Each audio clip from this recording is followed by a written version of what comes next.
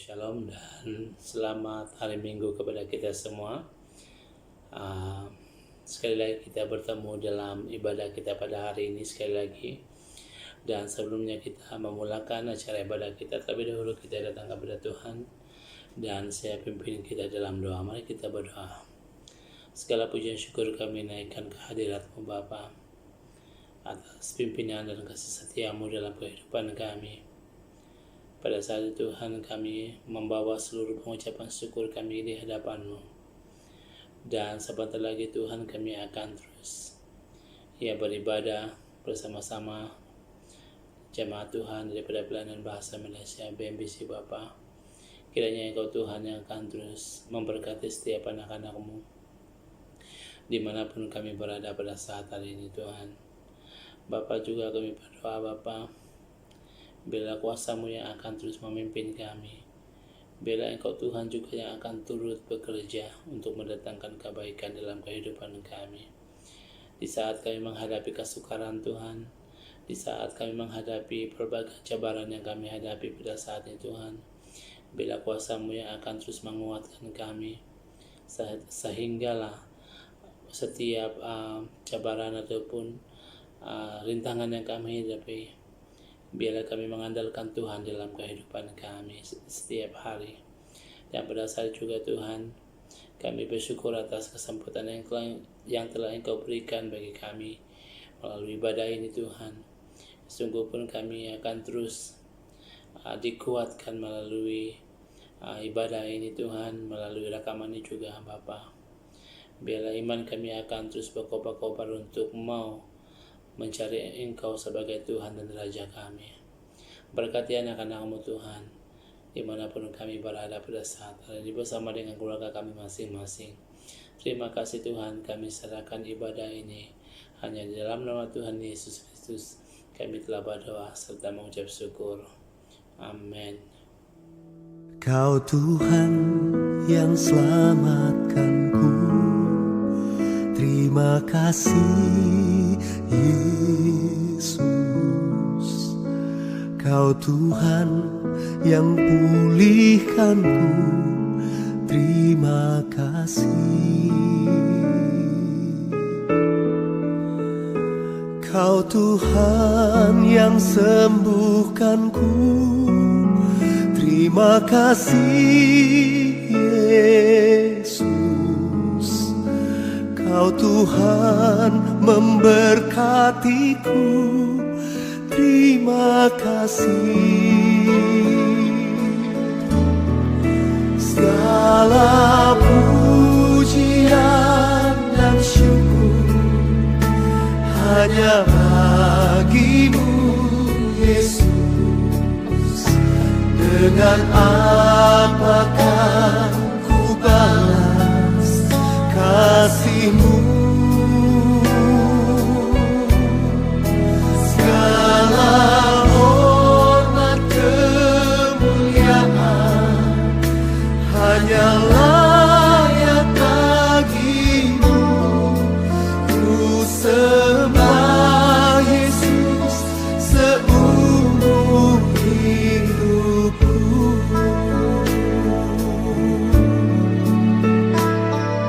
Yesus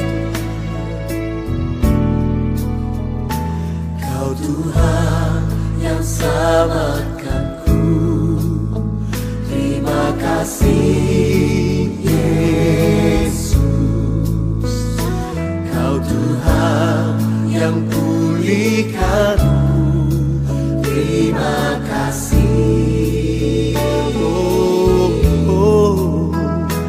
Kau Tuhan yang sembuhkanku, terima kasih Yesus. Kau Tuhan memberkatiku, terima kasih. Terima kasih. Segala pujian dan syukur hanya bagi-Mu Yesus. Dengan apakah ku balas kasih-Mu?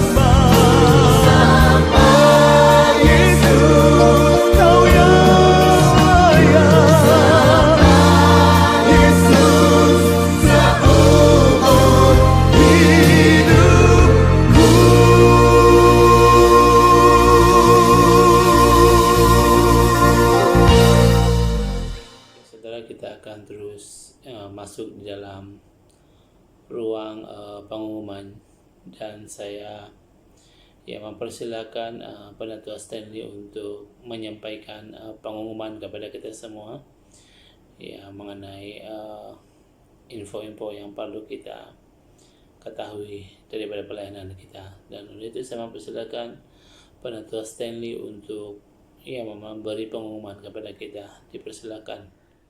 Ya, terima kasih atas kesempatan yang telah diberikan kepada saya sekali lagi di dalam pengumuman kita pada hari ini.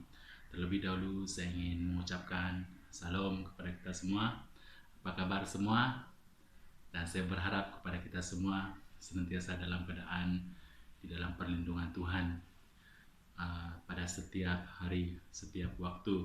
Dan saya percaya dimanapun kita masing-masing bahwa kita akan tetap setia di dalam apapun yang kita lakukan, apapun yang kita kerjakan. Biarlah semuanya itu meninggikan nama Tuhan dan memuliakan nama Tuhan di dalam kehidupan kita. Dan saya akan mengumumkan beberapa pengumuman yang perlu kita ketahui dalam pengumuman kali ini. Yang pertama yaitu menjaga kesehatan masing-masing. Dan saya berharap kepada kita semua supaya mematuhi langkah-langkah keselamatan bila keluar rumah, yaitu patuh kepada SOP yang telah kerajaan bagi tahu kepada kita semua, supaya kita tidak leka ataupun tidak lupa senantiasa dimanapun kita berada dan pergi, dan cuba pakai segala perlengkapan seperti mask, pelitup muka itu juga dengan mencuci tangan, begitu juga dengan penjarakan kita, yaitu bila kita berada di berdekatan dengan orang, jaga langkah yang 1 meter itu. Kalau boleh jangan pergi ke tempat yang terlalu ramai ataupun sesak. Itu yang pertama saya umumkan. Dan yang kedua yaitu mengenai sesi kebaktian ataupun ibadah kita dalam bahasa Malaysia. Seperti yang saya umumkan pada bulan 6 yang lalu, sesi bahasa Malaysia gereja kita akan ibadah kita baik saja MCO ini selesai, dan kita akan tunggu bila tamatnya MCO ini nanti barulah kita mengadakan kebaktian kita di gereja. Dan yang ketiga, yang terakhir yaitu mengenai doa ataupun berdoa, yaitu kita berdoa sesama kita di dalam ahli-ahli gereja kita yang lain, biar dimanapun kita masing-masing bawakan setiap ahli keluarga yang ada, baik yang bujang, baik yang berkeluarga, dengan anak-anak kita, supaya kita dalam perlindungan Tuhan dalam setiap hari. Dan itu saja yang sempat saya umumkan pada kali ini, agar sentiasa supaya apa yang saya umumkan ini dapat memberi tahu sedikit maklumat kepada kita di dalam pengumuman pada kali ini. Terlebih dahulu sebelum saya mundur diri, dan saya ingin mengucapkan selamat hari Minggu kepada kita semua. Semoga Tuhan memberkati kita dimanapun kita berada. Terima kasih. Shalom, dan mari kita melihat Alkitab kita dalam 1 Yohanes 1 ayat 1 hingga 8. Saya ulangi lagi. Mari kita melihat Alkitab kita dalam 1 Yohanes 1 ayat 1 hingga ke 8. Garis besarnya adalah kesaksian Rasul tentang firman hidup. Ayat yang pertama, apa yang telah ada sejak semula yang telah kami dengar dan yang telah kami lihat dengan mata kami, yang telah kami saksikan dan yang telah kami rebah dengan tangan kami tentang firman hidup. Itulah yang kami tuliskan kepada kamu. Hidup itu telah dinyatakan dan kami telah melihatnya, dan sekarang kami bersaksi dan memberitakan kepada kamu tentang hidup kekal dan ada bersama-sama dengan Bapa, dan yang telah dinyatakan kepada kami.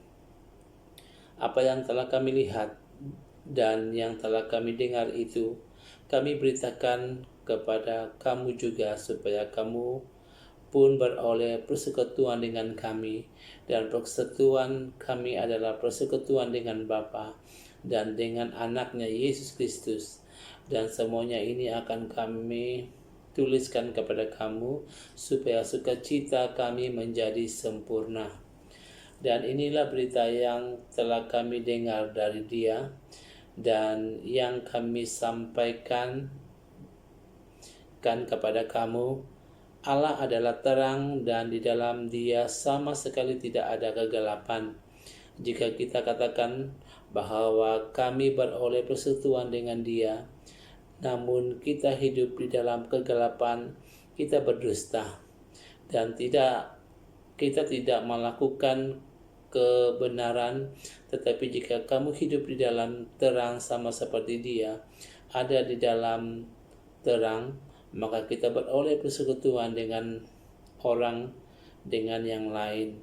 Dan darah Yesus anaknya itu menyucikan kita daripada segala dosa. Ayat terakhir, jika kita berkata bahwa kami tidak berdosa, maka kita menipu diri kita sendiri, dan kebenaran tidak ada di dalam kita. Amin. Tuhan memberkati. Salam saudari, selamat bertemu kembali di dalam pelayanan dan ibadah melalui recording ini, melalui rekaman ini. Doa kami agar saudari tetap berada di dalam keadaan yang baik-baik, dalam keadaan yang sehat. Kita perlu jaga-jaga juga saudari, bahwa kita tahu bahwa ada case lagi ya ke Pineng ini. Jadi kita perlu berhati-hati, berusaha untuk ikuti SOP yang telah disediakan untuk kita kemanapun kita pergi. Bukan hanya untuk kita sebagai ibu bapak, tetapi untuk anak-anak kita yang turut keluar, ya, baik yang ke sekolah, tempat bekerja. Kita perlu sama-sama menjaga kesehatan kita bersama-sama. Baik, kita teruskan dengan tema kita selama ini, tetaplah kuat. Saya ingin membawa kita untuk melihat apa yang boleh kita lakukan ya sebagai umat Tuhan di dalam waktu-waktu yang seperti ini, ya, di dalam keadaan yang masih tidak selamat ini. Bagaimana pandangan kita terhadap Allah akan mempengaruhi cara kita menghadapi tantangan, cobaan, pergumulan yang kita hadapi ini. Ya, bagaimana pandangan kita terhadap Tuhan kita pasti akan mempengaruhi cara kita menghidupi iman kita di dalam Tuhan.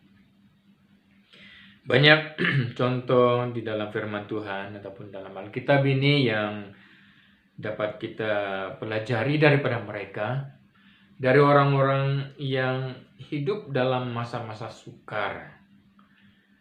Ada yang berjaya melepasi kesukaran hidup dengan berjaya, tetapi ada juga yang kecundang oleh kesukaran yang mereka hadapi itu. Nah, hari ini kita belajar daripada seorang yang berjaya, apakah yang dia lakukan untuk berjaya. Dengan kata lain, bagaimana dia diselamatkan. Mari kita membaca daripada kitab Yosua pasal yang kedua ayat 1 hingga ayat yang ke-13. Yosua pasal yang kedua ayat 1 hingga ayat yang ke-13. Ayat yang pertama, Yosua bin Nun dengan diam-diam melepas dari Sitim 2 orang pengintai.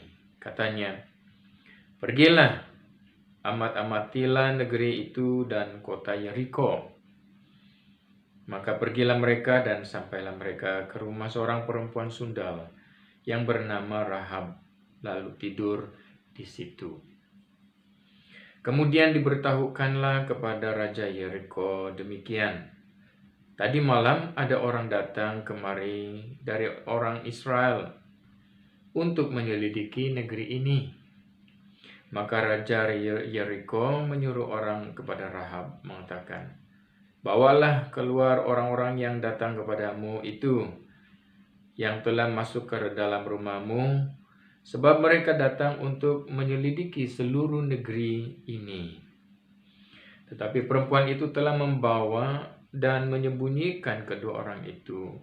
Berkatalah ia, memang ada orang-orang itu telah datang kepadaku, tetapi aku tidak tahu dari mana mereka. Dan ketika pintu gerbang hendak ditutup menjelang malam, maka keluarlah orang-orang itu. Aku tidak tahu kemana orang-orang itu pergi. Segeralah kejar mereka, tentulah kamu dapat menyusul mereka. Tetapi perempuan itu telah menyuruh keduanya naik ke sotoh rumah dan menyembunyikan mereka di bawah timbunan batang rami yang ditebarkan di atas sotoh itu. Maka pergilah orang-orang itu mengejar mereka ke arah sungai Yordan, ke tempat-tempat penyeberangan, dan ditutuplah pintu gerbang segera sesudah pengejar-pengejar itu keluar. Tetapi sebelum kedua orang itu tidur, naiklah perempuan itu mendapatkan mereka di atas sotoh dan berkata kepada orang-orang itu, aku tahu bahwa Tuhan telah memberikan negeri ini kepada kamu dan bahwa kengerian terhadap kamu telah menghinggapi kami dan segala penduduk negeri ini gemetar menghadapi kamu. Sebab kami mendengar bahwa Tuhan telah mengeringkan air laut berau di depan kamu ketika kamu berjalan keluar dari Mesir. Dan apa yang kamu lakukan kepada kedua raja orang Amori yang di seberang sungai Yordan itu, yakni kepada Sihon dan Og, yang telah kamu tumpas. Ketika kami mendengar itu, tawarlah hati kami dan jatuhlah semangat setiap orang menghadapi kamu. Sebab Tuhan Allahmu ialah Allah di langit di atas dan di bumi di bawah. Maka sekarang bersumpahlah kiranya demi Tuhan, bahwa karena aku telah berlaku ramah terhadap kamu, kamu juga akan berlaku ramah terhadap kaum keluargaku, dan berikanlah kepadaku suatu tanda yang dapat dipercayai, bahwa kamu akan membiarkan hidup ayah dan ibuku, saudara-saudaraku yang laki-laki dan perempuan, dan semua orang-orang mereka dan bahwa mereka akan menyelamatkan, dan bahwa kamu akan menyelamatkan nyawa kami dari maut. Nah, saudari, daripada bacaan ini kita mendapati seorang yang dipandang rendah oleh orang lain, bahkan bakal menghadapi kehancuran selamanya bersama rakyat senegaranya. Tetapi oleh tindakan imannya terhadap Allah orang Israel, akhirnya menyelamatkan, bahkan mengangkat dia menjadi sebangsa dengan orang Israel, di mana dia kawin dengan orang Israel akhirnya. Nah, ini dapat kita baca dari pasal yang ke-6 ayat yang ke-25. Pasal 6 ayat yang ke-25, kita beralih lanjut kepada pasal yang seterusnya itu. Ayat 25 dari pasal yang ke-6 mengatakan, demikianlah Rahab perempuan sundal itu dan keluarganya serta semua orang yang bersama-sama dengan dia dibiarkan hidup oleh Yosua. Maka diamlah perempuan itu di tengah-tengah orang Israel sampai sekarang, karena ia telah menyembunyikan orang suruhan yang disuruh Yosua mengintai Yeriko. Bermaksud Rahab dan seisi keluarganya selamat. Bahkan sampai kitab Yosua ini ditulis. Dan selanjutnya kita akan lihat juga apa yang akhirnya terjadi kepada perempuan ini, di mana dia berada dalam senarai orang yang disebut beriman. Lihat Ibrani pasal yang ke-11 ayat 31. Ibrani 11 ayat yang 31 mengatakan ini. Karena iman maka Rahab perempuan sundal itu tidak turut binasa bersama-sama dengan orang-orang durhaka, karena ia telah menyembunyikan pengintai-pengintai itu dengan baik.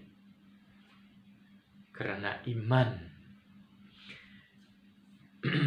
Daripada Yakobus menulis sedemikian. Pasal yang kedua ayat 25 dan 26.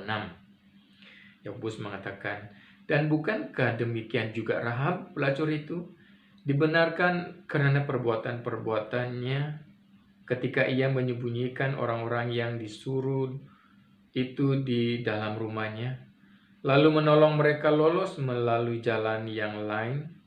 Sebab seperti tubuh tanpa roh adalah mati, demikian jugalah iman tanpa perbuatan-perbuatan adalah mati.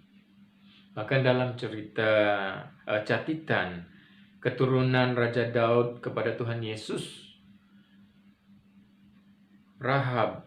nama Rahab turut dicatat. Matius pasal yang pertama ayat 5 dan 6 mengatakan, Salmon memperanakan Boas dari Rahab.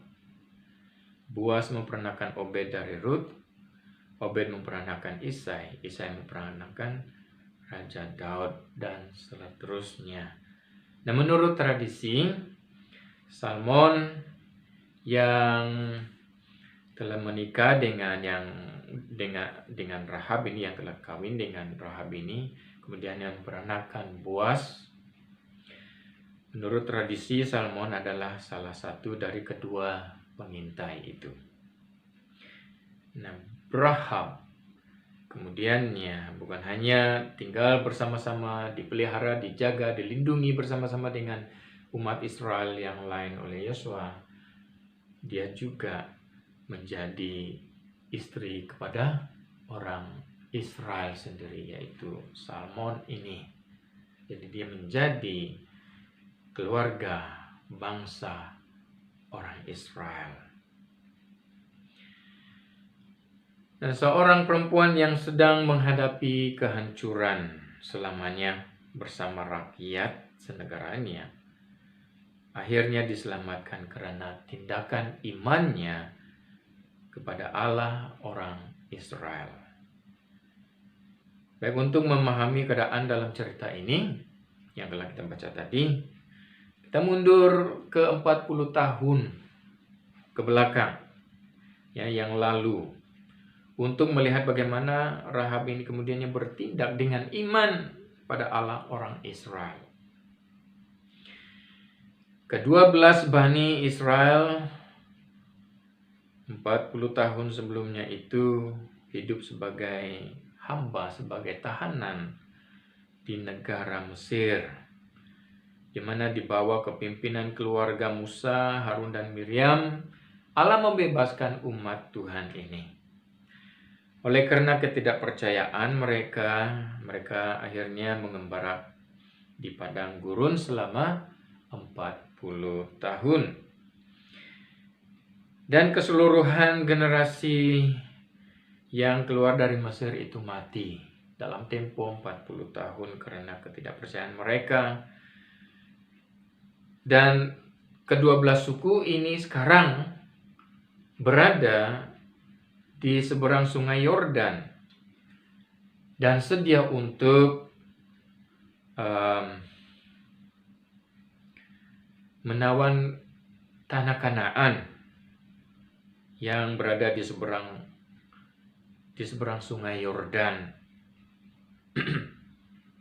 Dan mereka sekarang ini berada di bawah kepimpinan yang baru yang bernama Yosua.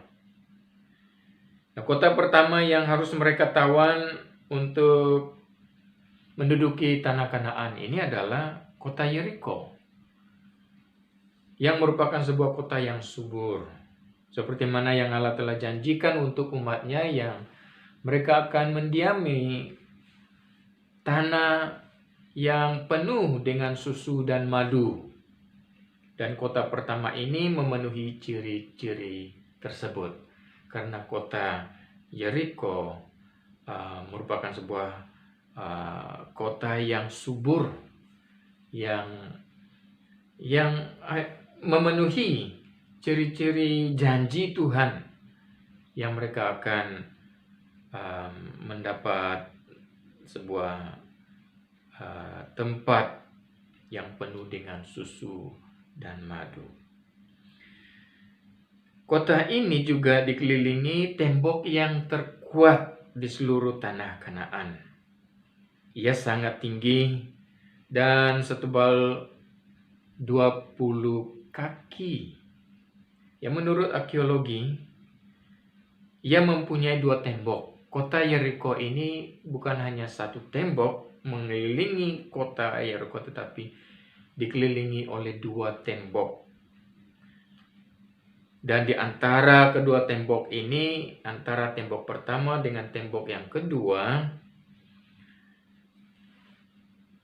ada suatu ruang yang seluas 1 bilik, ya, luas antaranya.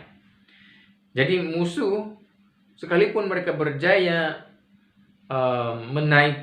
menawan tembok yang pertama, mereka akan pasti terperangkap di antara tembok yang kedua. Dan itu akan memberi ruang yang lebih mudah untuk tentara Yeriko mensasarkan sasaran ataupun musuh yang coba menawan Yeriko ini pasti dengan mudah menjadi sasaran tentara Yeriko akhirnya, karena mereka akan terperangkap di antara 2 tembok yang ruang antaranya seluas 1 bilik. Nah, kota Yeriko ini ternyata dilindungi oleh tembok yang sangat kuat dan cukup baik untuk melindungi penduduknya. Nah, selain daripada itu, di atas kedua tembok ini, dibangun beberapa rumah, ya, di seluruh mengelilingi kota Yeriko ini. Dibangun di atas kedua tembok ini beberapa rumah. Dan salah satu daripada rumah yang dibangun di atas tembok ini adalah rumah Rahab, di mana kedua pengintai ini datang dan disembunyikan di sana oleh perempuan yang bernama Rahab ini. Nah, cerita ini bermula dari Yosua pasal yang kedua ayat yang pertama, di mana dicatatkan di sana, Yosua bin Nun dengan diam-diam melepas dari Sitim 2 orang pengintai. Katanya, pergilah, amatilah negeri itu dan kota Yeriko. Maka pergilah mereka dan sampailah mereka ke rumah seorang perempuan sundal yang bernama Rahab, lalu tidur di situ. Nah, orang Israel sedang bersedia untuk menawan kota Yeriko. Lalu diutus oleh Yosua 2 pengintai ini yang berakhir berada di rumah Rahab yang berada di atas kedua tembok. Tetapi kedatangan mereka diketahui oleh orang-orang Yeriko, penduduk Yeriko, dan kemudian diberitahu kepada raja mereka. Dari ayat yang kedua dan hingga ayat yang ketujuh tadi, yang menceritakan bagaimana Rahab dan kedua pengintai itu berada dalam bahaya karena tentara Yeriko diperintahkan oleh raja mereka untuk datang kepada Rahab dan meminta supaya kedua pengintai itu diserahkan kepada kerajaan. Bukan hanya kedua pengintai itu berada dalam keadaan yang bahaya, Rahab sendiri bersama keluarganya turut berada dalam keadaan yang bahaya kalau didapati dia sedang berbohong kepada Raja Yeriko. Nah, apakah Rahab akan bertindak untuk menyerahkan mereka? Siapa yang harus dia percayai? Orang-orangnya, orang-orang sebangsa, senegara dengannya, dan rajanya ataupun kedua pengintai asing ini. Siapa yang harus dia percayai? Dia akan membahayakan dirinya. Adakah dia akan membiarkan dirinya dalam bahaya ataupun dia membiarkan pengintai itu ditangkap supaya dia diselamatkan daripada tindakan Raja Yeriko? Nah, kita sudah tahu apa yang menjadi tindakan Rahab ini. Nah, apa yang Rahab lakukan adalah dari apa yang dia percayai mengenai Allah mana yang benar. Apa yang Rahab lakukan adalah daripada hatinya yang mempercayai, yang yakin pada mana Allah yang harus dia takuti. Mana Allah yang benar, mana Allah yang hidup. Tindakannya berasal daripada apa yang dipercayai. Apa yang dia imani memberi dia galakan untuk menentang orangnya sendiri dan kerajaannya sendiri di saat itu. Apa yang dia imanilah yang menggalakkan dia untuk menyembunyikan kedua pengintai itu dan akhirnya mengkhianati kerajaannya sendiri. Nah, ayat yang ke-8 hingga ayat yang ke-13 menceritakan apa yang Rahab beritahu kepada kedua pengintai itu. Ya, baik daripada setelah melepaskan tentara orang Yeriko sampai dia naik untuk bertemu dengan kedua pengintai itu di atas soto, dia menceritakan apa yang dia dengar tentang selama 40 tahun itu bagaimana Allah menyertai dan berada di pihak orang Israel. Dia mendengar tentang Allah. Dia mendengar banyak pekerjaan Allah untuk umat Israel. Baik dari segi membelahkan laut, ya. Rahab tahu semuanya itu. Dia tahu, dia mendengar tentang Allah di pihak orang Israel. Allah telah melakukan pelepasan dan kemenangan bagi mereka di waktu-waktu mereka berperang melawan raja-raja yang sebelum mereka sampai ke Sungai Yordan ini. Banyak mujizat yang dia juga dengar daripada apa yang telah Tuhan lakukan. Nah, apa yang menjadi dasar yang menggalakkan Rahab menyembunyikan kedua pengintai dan mengkhianati negaranya? Apa yang menjadi dasar yang menggalakkan dia untuk berbuat demikian?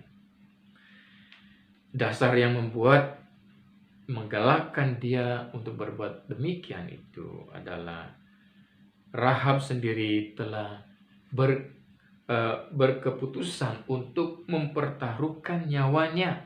Dia telah membuat keputusan untuk mempertaruhkan nyawanya dan masa depannya pada Allah orang Israel. Itu yang dia lakukan. Dia mempertaruhkan nyawanya dan masa depannya di dalam tangan Allah orang Israel yang telah memimpin mereka keluar dari perbudakan di Mesir dan yang telah berjanji kepada mereka untuk memberi tanah Kanaan ini, di mana Rahab ini sedang adalah penduduk di tanah Kanaan ini. Dia begitu yakin sehingga dia membuat keputusan untuk mempertaruhkan nyawanya dan masa depannya kepada Tuhan Allah orang Israel ini. Sehingga dia berkata di dalam ayat yang ke-11, Rahab berkata di dalam ayat 11 kepada kedua pengintai ini bahwa Allah mereka adalah Allah di langit di atas dan di bumi di bawah. Nah, ini bukan diceritakan, ini bukan kesaksian kedua pengintai kepada Rahab, tetapi Rahab sendiri yang memberitahu kepada kedua pengintai ini siapa Allah mereka. Dia mengatakan Allah orang Israel itu adalah Allah di langit di atas dan di bumi di bawah. Wah, sesuatu yang begitu dia imani, begitu dia yakin, sehingga dia mempertaruhkan nyawanya dan masa depannya pada Allah yang adalah Allah di langit di atas dan di bumi di bawah, katanya. Nah, itulah yang kita perlukan, saudari, untuk meneruskan iman kita dalam menghadapi keadaan yang sukar ini, yaitu mengenal siapa Allah yang hidup. Kita perlu mengenal, kita perlu yakin, kita perlu percaya pada Allah mana yang benar, mana Allah yang hidup. Bagi Rahab, dia mengatakan bahwa Allah umat Israel ini, Allah orang Yahudi ini adalah Allah di langit di atas dan di bumi di bawah. Dia adalah Allah yang menguasai seluruh alam semesta. Langit dikuasainya, apalagi bumi yang berada di dalam tangannya. Bukan hanya di masa pandemik ini, saudari, yang kita hadapi sekarang ini, kita perlu memiliki iman seperti Rahab ini. Tetapi juga apabila kita berhadapan dengan keadaan budaya, ya, keadaan budaya duniawi dan masyarakat di sekitar kita yang hidupnya tidak seperti yang memuliakan Tuhan, ya, hidup dan di dalam kegelapan, hidup di dalam dunia, hidup yang membinasakan. Nah, kita hanya dapat menang apabila kita yakin dan percaya bahwa Tuhan kita adalah Allah di langit di atas dan di bumi di bawah. Kita perlu memiliki dan perlu mengenal ini. Kita perlu percaya ini, saudari. Pertanyaan saya adalah, adakah kita sungguh percaya bahwa Allah yang dikenal melalui Yesus Kristus yang datang dari bangsa Yahudi ini bukan hanya Allah di langit di atas, tetapi juga Allah di bumi di bawah? Adakah kita sungguh percaya bahwa Allah yang kita kenal melalui Yesus Kristus ini adalah Allah di langit di atas dan juga Allah di bumi di bawah? Seperti Rahab mengatakan ini, adakah kita sungguh percaya itulah Allah yang hidup, itulah Allah yang benar, itulah Allah yang kita imani, itulah Allah yang perlu kita terus menyerahkan seluruh hidup kita, mempertaruhkan nyawa dan masa depan kita di dalam tangan Allah yang di langit di atas dan juga di bawah di bumi? Adakah kita yakin bahwa masa hidup kita ini ada dalam tangan Allah orang Israel ini? Seperti Mazmur 31 ayat yang ke-15 menyatakan, masa hidupku ada dalam tanganmu. Adakah kita yakin juga bahwa masa hidupmu, hidupku, hidup kita ada dalam tangan Tuhan di saat ini, sekalipun kita berada dalam keadaan yang sukar ini? Adakah Allah yang kita percaya ini, kita sungguh yakin, kita sungguh imani, memiliki seluruh bumi ini di bawah tangannya, di dalam tangannya? Nah, kalau kita yakin hal ini, saudari, maka kita boleh melalui keadaan-keadaan sukar dalam hidup kita dengan kemenangan. Sebab kita punya Allah yang bukan hanya di atas, tetapi juga di bumi, di bawah. Dia turut menguasai keadaan yang ada sekarang ini. Sekalipun keadaan sekarang ini berada dalam keadaan yang kucak-kacir, Tuhan tetap in control.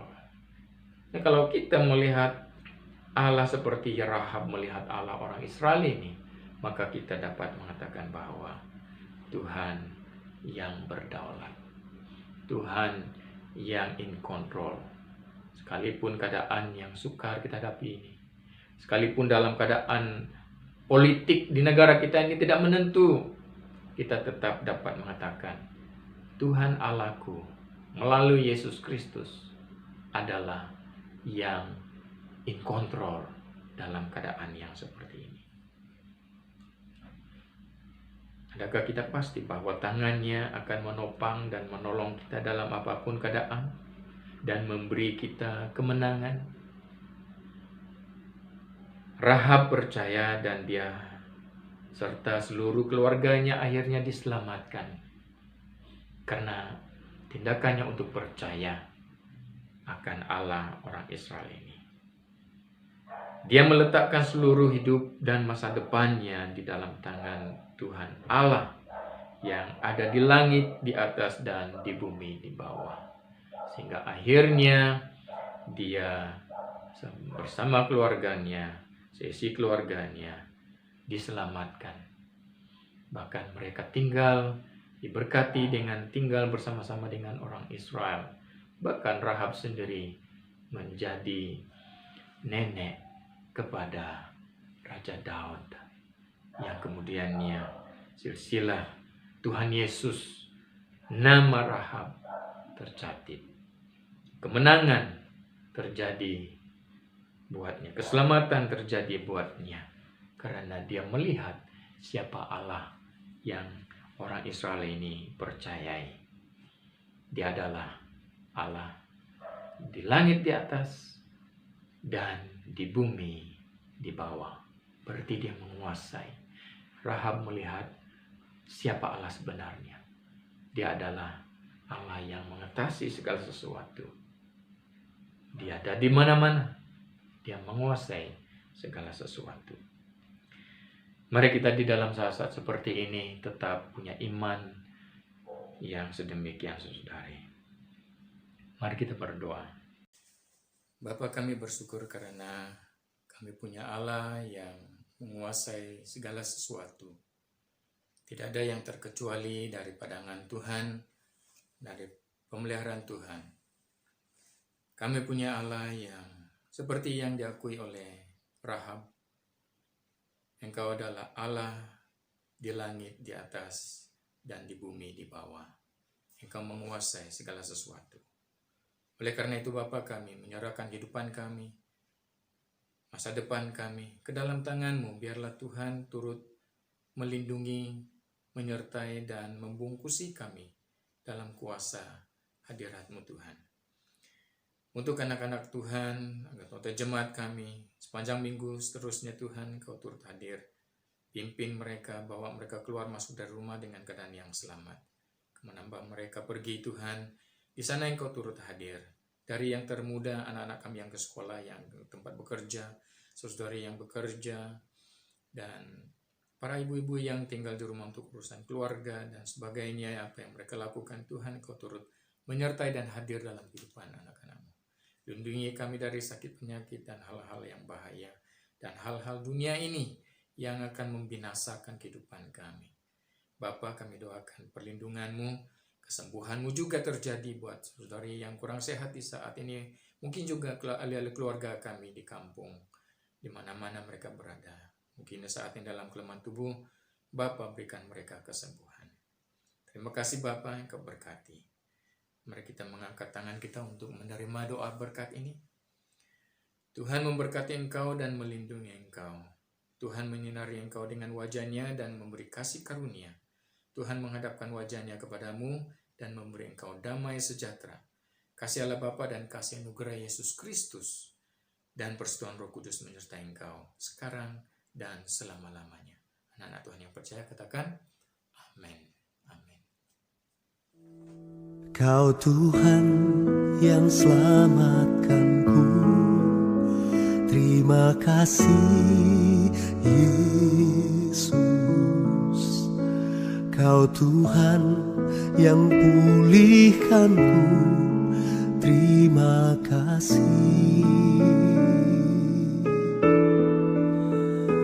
Kau Tuhan yang sembuhkanku, terima kasih Yesus. Kau Tuhan memberkatiku, terima kasih.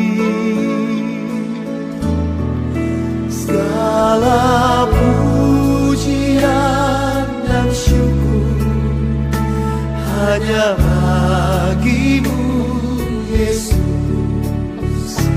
Dengan apakah ku balas kasih-Mu